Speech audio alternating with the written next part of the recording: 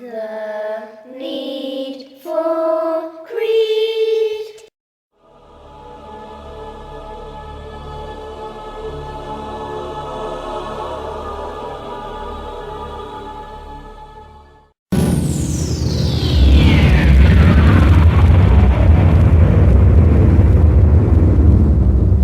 We shall show them our signs on the furthest horizons and within themselves until it becomes clear to them that it is the truth. Then God turned to the heaven when it was smoke.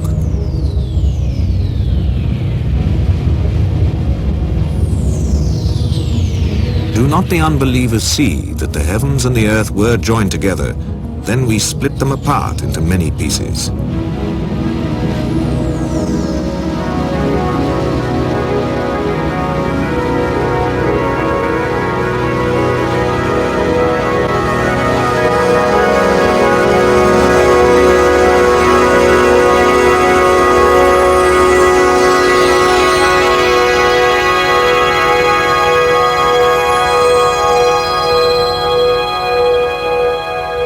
Praise be to God, Lord of the worlds. You've just seen a visual interpretation of the Big Bang, a theory of the creation of the universe widely accepted by scientists today. The words you heard were from the Quran, the holy book of Islam, recorded over 1,400 years ago.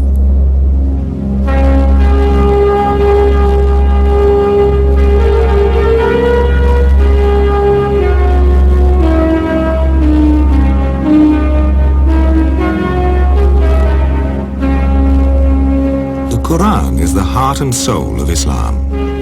Muslims believe it to be the wisdom of God, revealed for all mankind through his prophet Muhammad. It would seem to make no sense to look for factual scientific information in a book that primarily offers spiritual and social guidance through revelation. Yet within the Quran are many verses containing descriptions of the physical world that are remarkably similar to those of modern science. These verses span a wide range of subjects, from the vast workings of the universe to minute details of life on earth. Do not the unbelievers see that the heavens and earth were joined together? Then we split them into many pieces, and we got every living thing out of water. Surat Al-Anbiya, verse 30. It is in the way the Quran approaches knowledge that it differs so much from modern science. The scientific approach is to isolate and analyze the specific, whilst the Quranic Revelation always refers to the specific in relation to and as part of the whole pattern of creation. Today, science can explain many of the complex interactions which maintain the cycle of life on our planet. It's well understood how insects, animals and wind carry pollen from the stamens of one plant to the ovules of another.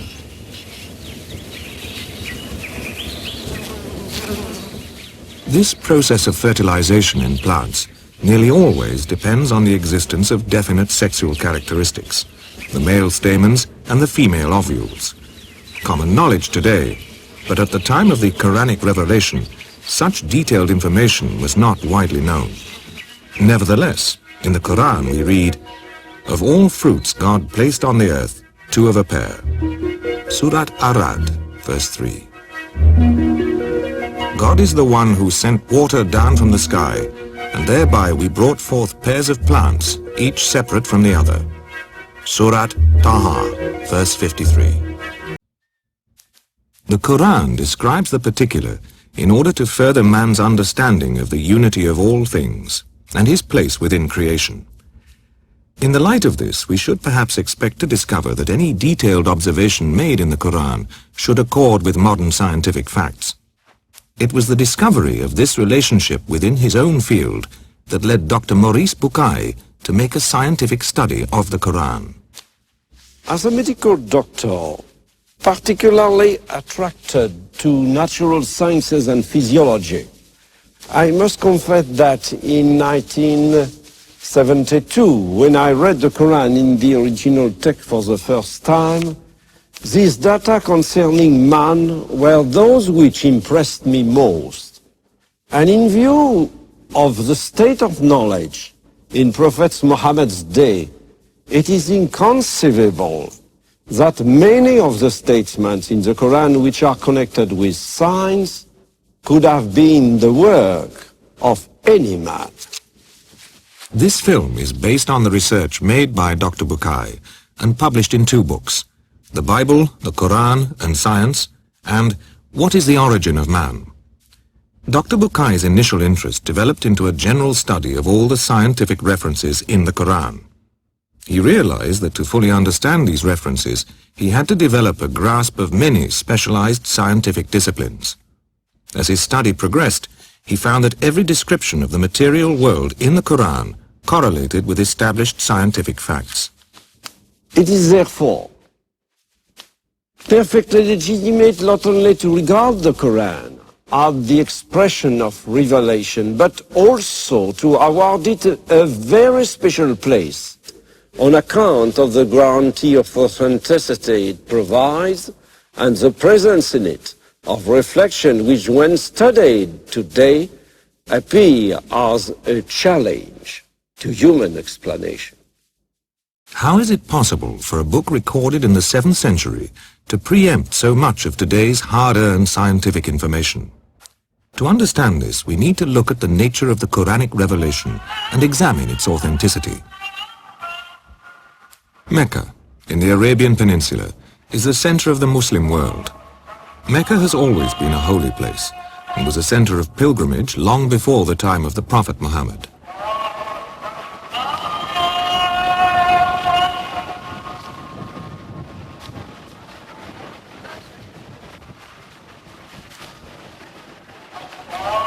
It was here that Muhammad was born and grew up to become a highly respected member of the community and successful merchant trader. It was his habit to retreat to the nearby Mountain of Light for periods of meditation and contemplation. In the cave of Hira, at the age of 42, he received his first revelation on the 6th of August in the year 610. Read, "In the name of your Lord who created man from something which clings." Read, "Your Lord is the most noble, who taught by the pen, who taught man what he did not know." Surat Al-Alaq, verses 1 to 5. The revelations continued over a period of more than 20 years, up to the death of the Prophet in the year 632. The Prophet, being unable to read or write, called upon his literate companions and dictated to them, and so supervised the transcription and proper recording of the revelations. These fragments were later assembled as the Quran. Altogether, there are 114 surahs, or chapters, composed of more than 6,000 verses. Within 15 years of the Prophet's death, a final Quran had been compiled and authenticated by the Prophet's companions, who had been present with him throughout the revelations. This was achieved during the Caliphate of Uthman, at the town of Medina, where the Prophet is buried. When Muhammad brought his message to Mecca, many of the people turned against him, and he was forced to flee with his followers. In Medina he was given refuge, and it was here that the first Muslim community was founded and Islam developed its social form. From that time the Quran has never changed, and the original meaning of the words has been preserved. The same Quran, word for word, and in its original language, Arabic, is used today across the Muslim world from Morocco to Malaysia.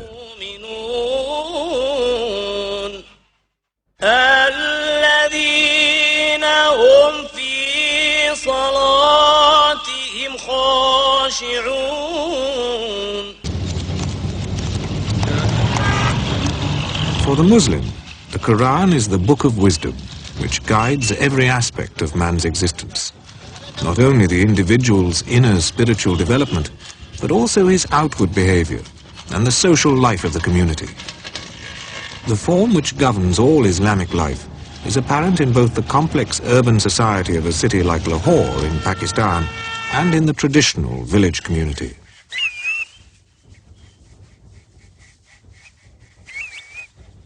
The foundation stone of any community, no matter how large or small, is the individual. It is the behavior of the individual which determines the social pattern, its strength or its weakness. There are many verses in the Quran which guide the individual's behavior and which deal with his responsibility towards others. In any Muslim community, whether urban or rural, this is learnt and understood from a very early age. The Quran describes this individual responsibility as a trust that God has given to man. Implicit in this trust is a threefold responsibility: to oneself, to others, and to the natural world. In this way, the individual sees himself as belonging, as a part of the whole, rather than separate.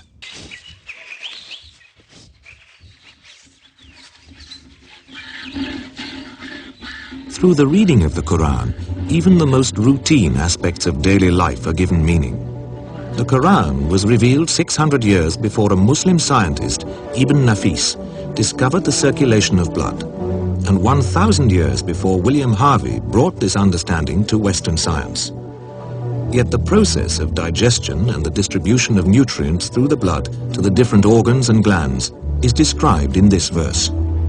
Truly, in the cattle there is a lesson for you. We give you to drink from what is inside their bodies, coming from a conjunction between the contents of the intestine and the blood, a milk pure and pleasant to drink. Surat Al-Nahl, verse 66.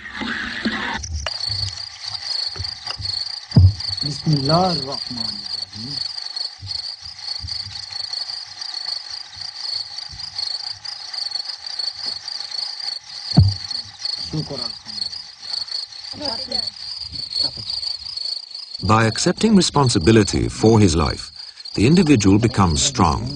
From his sense of identity and belonging grows the strength of the village community, and from this, the strength of the larger community of the world.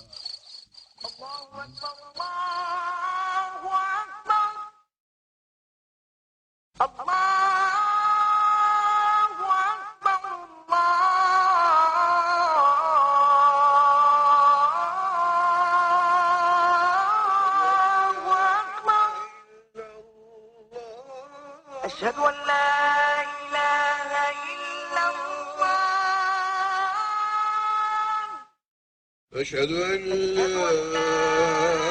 إله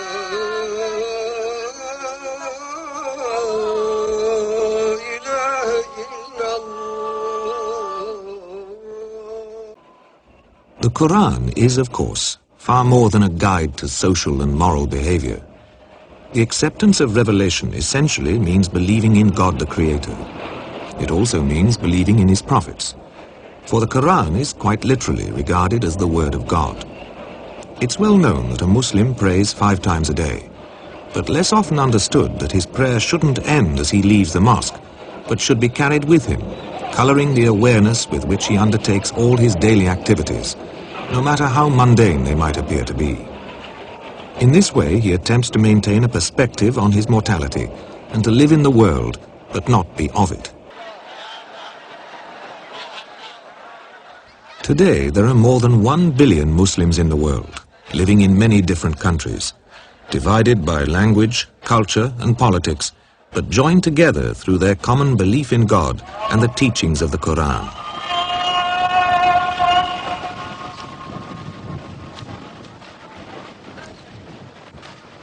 And this in an age when many people, particularly in the West, feel that scientific progress has cast irrefutable doubt on the value of spiritual teachings. Islam itself has never considered that there is any real contradiction between science and religion.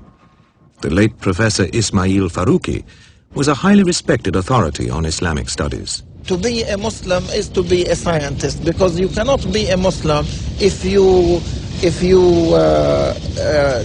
do not fulfill the terms of the Khilafah. And the terms of the Khilafah are that you deal with nature, that you transform nature. Nature within you and nature in other human beings, and nature outside, the trees, the mountains, the rivers, and everything. The whole of creation. So you've got to study nature in order to know its laws, its secrets, as it were, in order to deal with it and transform it. Also, another reason, nature is the creation of God. And God subhanahu wa ta'ala, Allah subhanahu wa ta'ala has planted in nature His sunan, His patterns. And therefore, to discover the patterns of nature is to discover the sunan of Allah, and therefore to glorify Allah. And so there are these two reasons why every Muslim must be a scientist. And this is why the Muslims have done wonders in science. Therefore, the Muslim goes to nature not because nature is an enemy, like, for instance, the Greeks did. The Muslim goes to study nature not because there is a jinni in nature which he is trying to master or to subdue. Not at all. The Muslim goes to nature because nature is a gift from Allah, which Allah has made musakhar, that is to say, subservient to man, in order that man may live and may fulfill the commandments of Allah. By observing nature, man has always learnt to adapt it to his needs. Ancient irrigation systems are a perfect example of man turning observation into practical knowledge. It isn't necessary to have a scientist's understanding of nature to develop such basic technology.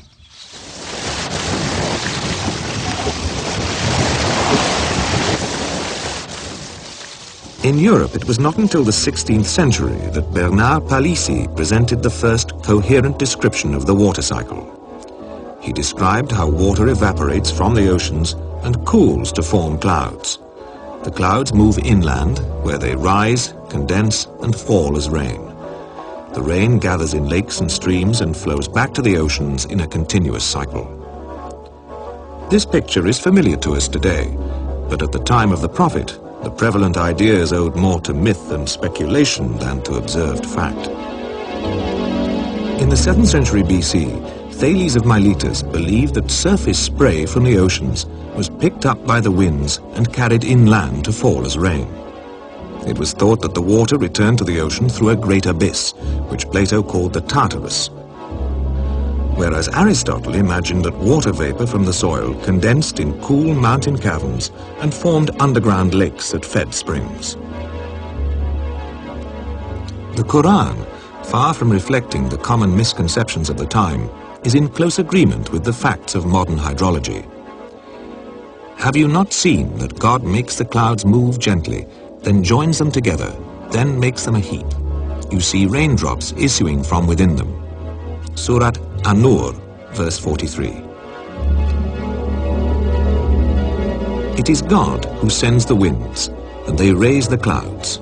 Then he spreads them in the sky as he wills, breaking them into fragments until you see raindrops falling from within them. Then when he has made them reach those of his servants he wills, see how they rejoice. Even though before they received the rain, they were dumb with despair. Surat Ar-Rum, verse 48.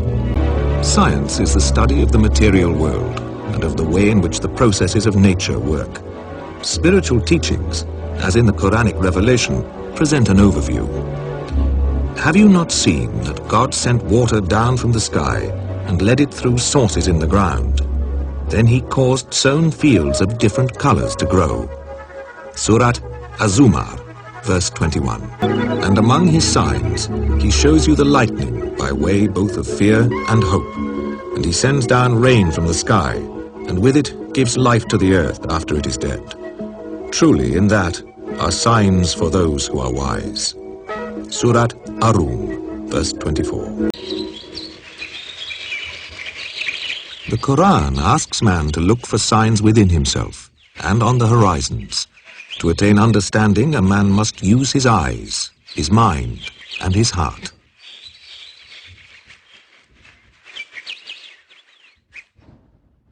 Any path of knowledge demands an act of faith, but not, as it is commonly misunderstood, blind faith.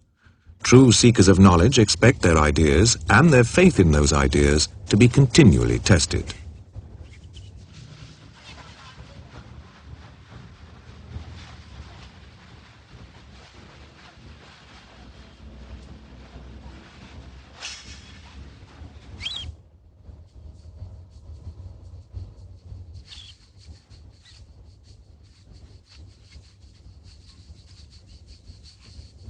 In the short history of modern science, many ideas and concepts have been presented only to be discarded as new evidence points to a different truth.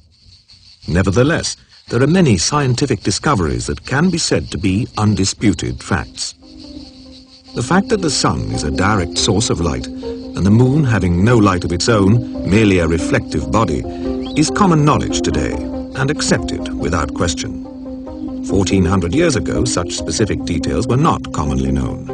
Yet in the Quran, moonlight is described as munir, a word meaning to borrow or to reflect. The sun is compared to a blazing lamp, wahaj, or a torch, siraj, a precise and accurate description of the difference between sunlight and moonlight. Blessed is the one who placed the constellation in heaven and placed therein a lamp and a moon giving light. Surat Al-Furqan, verse 61.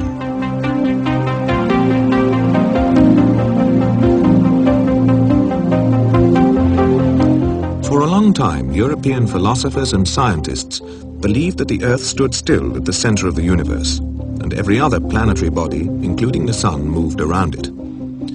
In the West, this theory of geocentrism went unchallenged from the time of Ptolemy in the 2nd century BC right through until the 16th century, when Copernicus asserted that it is the Earth which moves around the sun.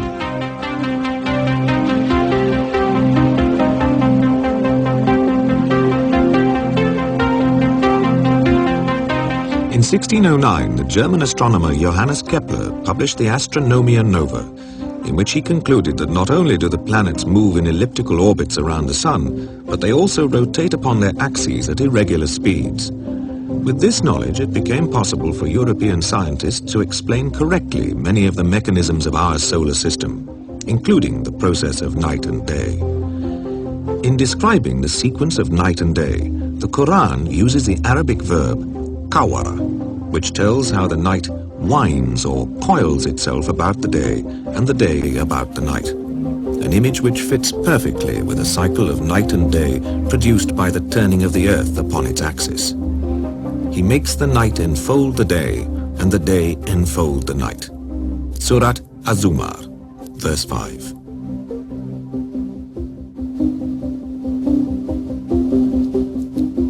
It is he who created the night and day and the sun and moon, all the celestial bodies traveling in an orbit, each with its own motion.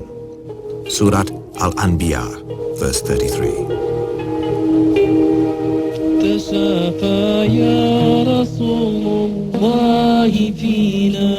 Revelation goes much further than science in its unified vision of creation. Yet those aspects of it which specifically describe the material world agree with established scientific fact. Also, there is no observation in the Quran which is contradicted by scientific fact.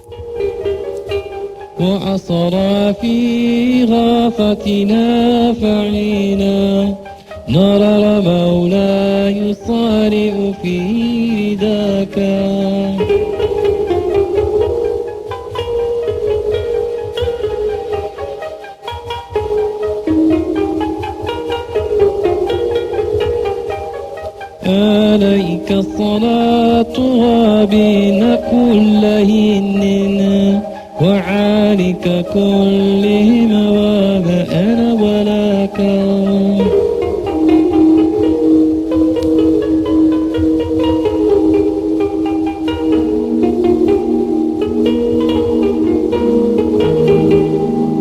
عليك صلاة ربنا كلهن وآلك كلهما وما أنا ولاك.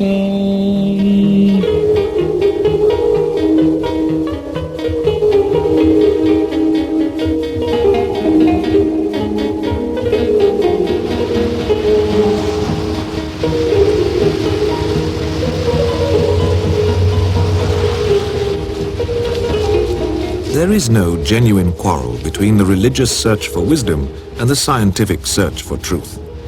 It is dogmatism that creates this illusory schism. Religious dogmatism leads to the denial of much genuine scientific discovery. Scientific dogmatism often arises through an inability to distinguish between fact and theory. Nowhere does this become more apparent than in the controversy surrounding the theory of evolution. For most of us, the concept of evolution conjures up the name Charles Darwin. Now, here's Charles Darwin, and we want to remember him because he's the first person to think of a convincing mechanism to explain how evolution might have occurred. He called this mechanism natural selection, and he described it in his book. Who remembers the name of his book? He wrote a book called The Original Species. Right. He sailed in the Pacific to a group of islands called the Galapagos on his ship. Does anyone remember? Yes? HMS Beagle, right. On the Galapagos Islands, Darwin found living proof of an evolutionary process at work. He found, for instance, that there were considerable variations in the beaks of finches, each having evolved to exploit a different ecological niche.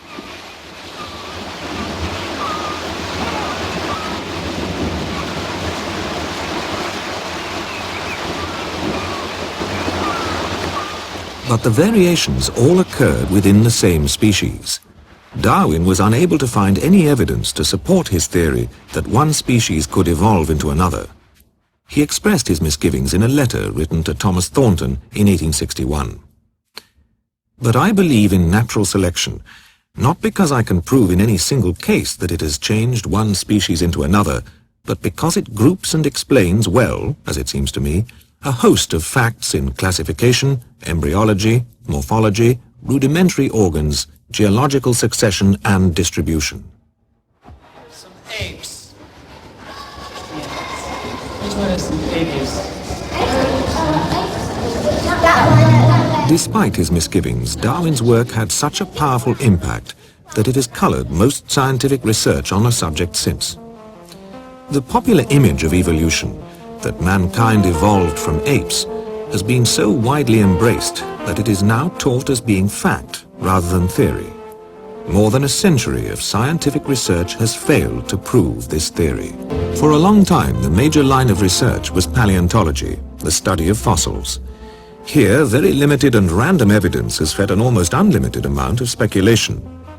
In 1971, Professor Grasset, who held the chair of evolutionary studies at the Sorbonne University in Paris for 30 years, wrote, "In the history of the primates, we must be careful not to take at face value the reconstructions of our ancestors based on a few scanty vestiges that were put forward in all seriousness by highly imaginative paleontologists. This explains why genealogical trees of man are quickly devised and just as quickly discarded. The most recent works on the subject appear to be fairly mediocre, even though they concern new and interesting discoveries. The researchers engaged in these studies have neither the knowledge or the good sense to interpret the discoveries correctly. The famous Piltdown man hoax demonstrates the single-minded approach of paleontologists in seeking this speculative missing link. We created man according to the best organizational plan. Surat Atin, verse 4. In truth, we created them and strengthened all of them, and when we willed, we replaced them completely by people who were of the same kind. Surat Al-Insan, verse 28. Once again, the overview of the Quran and the facts discovered by research seem to match. But here the similarity stops. The Quran does not agree with the theories and speculations of the paleontologists. The latest support for the theory of evolution of species comes through molecular biology, in particular from the study of chromosomes and the genetic code.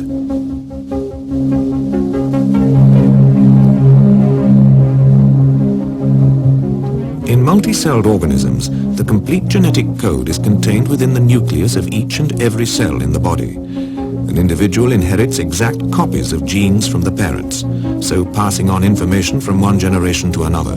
The only way a gene can change is through mutation during the duplication process.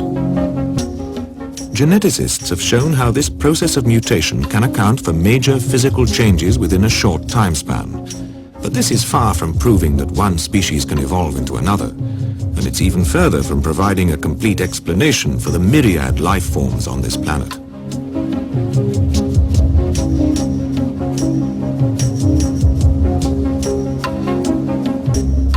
For multicelled organisms to change their nature and function, many different features have to evolve together. this needs fantastically complex genetic coordination. To attribute such coordination to random or chance mutation is a severe stretch of the imagination. Francis Crick, who's dominated the field of genetic research from the very beginning, acknowledges the severe limitations of the molecular approach. In one way, you could say all the genetic and molecular biological work of the last 60 years could be considered as a long interlude. Now that program has been completed, we have come full circle, back to the problems left behind unsolved. How does a wounded organism regenerate to exactly the same structure it had before? How does the egg form the organism?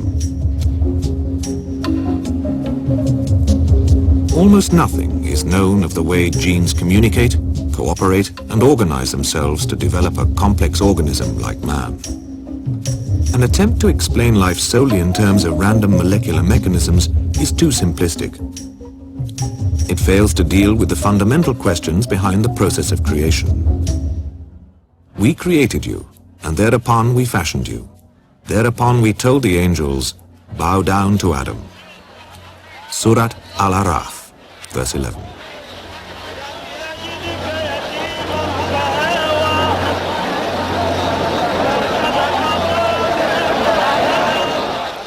The spiritual concept behind the creation of man from clay or earth is well known.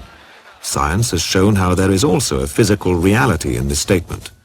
The chemical components which form the human body are present to a greater or lesser quantity in the ground. God is the one who created you, then fashioned you harmoniously and in due proportion. Into whatever form He willed, He made you out of components. Surat Al-Infitar, verses 7 and 8. The creation of mankind as a species can be seen in microcosm with the creation of each individual human being. The Quranic verses dealing with the fertilization and development of the human embryo are stunning in their clarity and precision.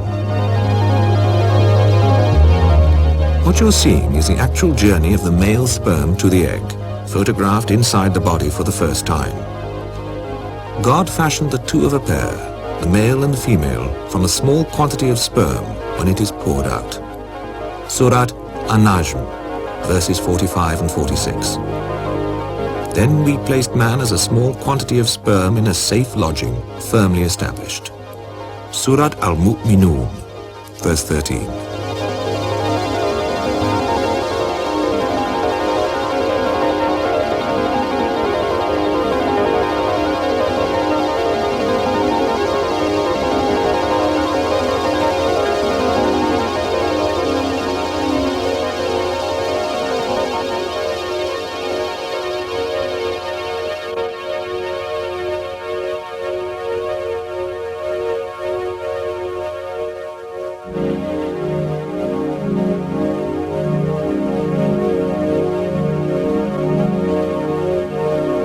Once fertilized, the egg moves to the womb, where it throws out villocytes, using them to cling to the wall of the uterus and to draw nourishment.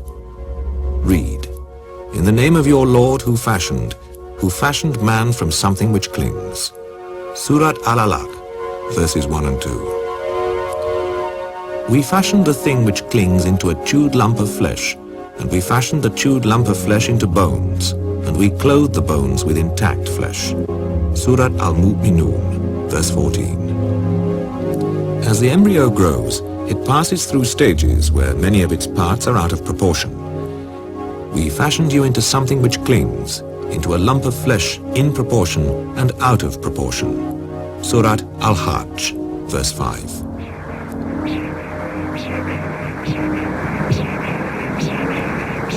God appointed for you the sense of hearing, sight, and all the internal organs. Surat Al-Sajdah, verse 9.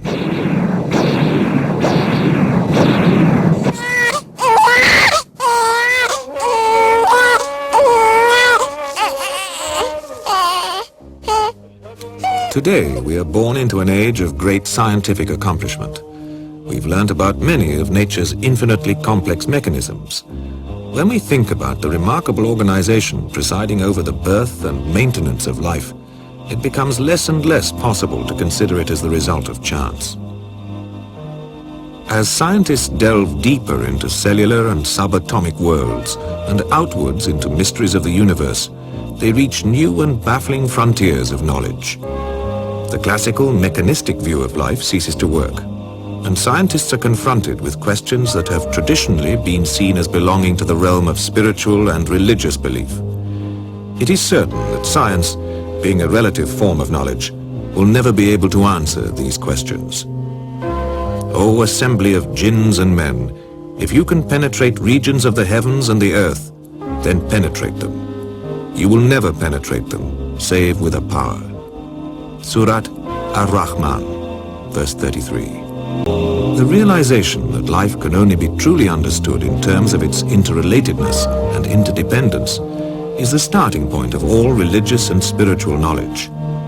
The Quranic Revelation is the most recent in a long tradition of revealed wisdom.